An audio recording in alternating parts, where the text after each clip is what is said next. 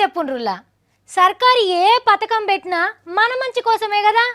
దూపైతుందంటే నీళ్ళు ఇస్తుంది, ఇల్లు కట్టించి నీడనిస్తుంది. అట్లనే పానాలు ఖరాబ్ కాకుండా షీప్ లిక్కర్ పెట్టబోతున్నది. ఖుషీతోని దమాయించి తాగలగని గీ ఊరోళ్ళేందుల్లా గిట్లంటారు.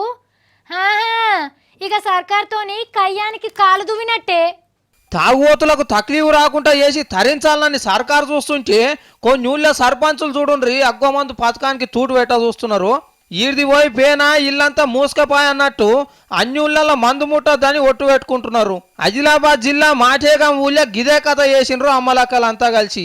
తాగినా అమ్మినా అర్రలేసి తన్నేటట్టు జుట్టు పట్టి జుర్మానేసేటట్టు వార్డు మెంబర్లు తీర్మానం చేసి షీప్ లిక్కర్ షీమంతో లేకుండా చూస్తున్నారు. గిట్ల అయితే ఊరూరికి పెట్టే వైన్ షాపులు మాటేగం ఊళ్ళో లేకుంటేనే అవుతాయి కదా. మా గ్రామంలో ఎక్కడ కూడా మద్యం అమ్మకూడదని నిర్ణయించుకున్నాము. గిట్లనే అన్ని ఊళ్ళు తీర్మానం చేసుకుంటే అగ్వమందు తెచ్చేది ఎవరి కోసం?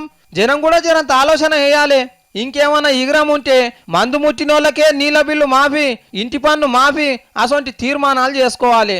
వారానికోసారి తాగుడు పోటీలు, నెలకోసారి తాగి ఎగురుడు పోటీలు పెట్టి ఫస్ట్ వచ్చిన వాళ్ళకి పథకాలు ఇవ్వాలి. కానీ గిదేంది అని అంటున్నారు సర్కార్ షీప్ లిక్కర్ ఆశతోని గుడుంబ బంధు పెట్టినోళ్ళు.